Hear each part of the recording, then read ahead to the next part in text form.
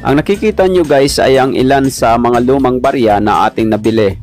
At itong mga lumang barya na ito guys ay ginawa na natin ng videos at na-upload na natin dito sa ating channel Coin Collector TV. At guys, kung may gusto kayong alamin tungkol sa mga baryang ito tulad ng presyo at mga features nito, ay panoorin nyo ang mga videos.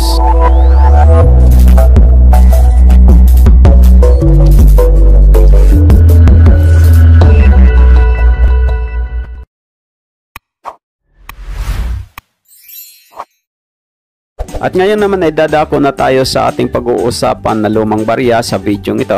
At ito guys ay ang 50 centimos na gustong makumpleto ni CCTV ang isang series.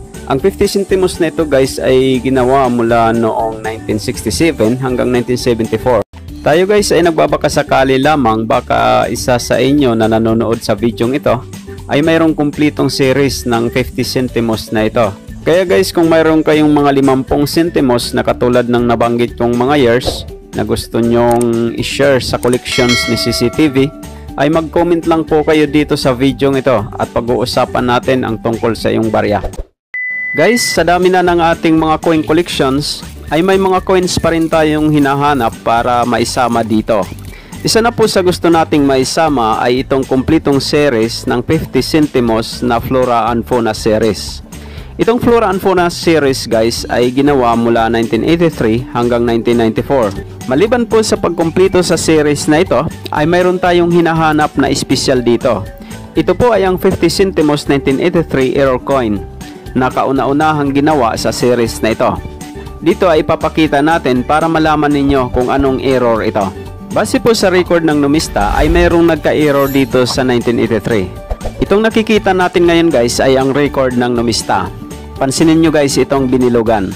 Yung binilugan na yan guys ay ang scientific name ng Philippine Eagle na kung bigkasin ay Phytacophaga jeffreyi.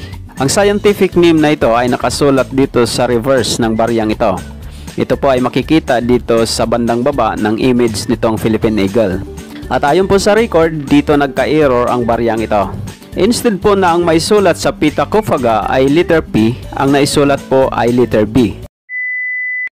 Ito po yung 50 centavos 1964 na isa na po sa mga matataas ang collector's value sa mga lumang barya ngayon. Sa video ito guys ay malalaman ninyo kung nasa magkano na nga ba ang collector's value ng baryang ito sa ngayon.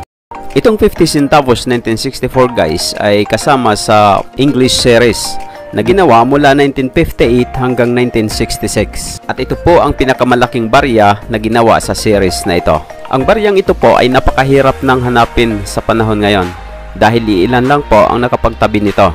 Sa kadahilanan po na mahirap nang hanapin ang baryang ito, marami pong mga coin owners ang nagbibenta na nito sa mataas na halaga at marami ring mga coin collectors ang wala pang hawak nito.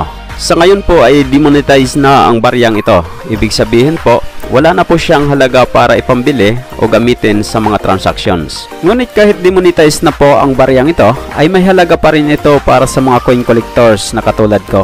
Sa katunayan po, habang tumatanda ang isang barya, ay lalong tumataas ang kanyang collector's value. Sabi pa nga ng isang American writer na si Kate Klesha, "Just like old librarians, old coins are often more valuable than they appear at face value." Panghuli natin na pag-uusapan guys ay kung nasa magkano na ang collector's value sa baryang ito.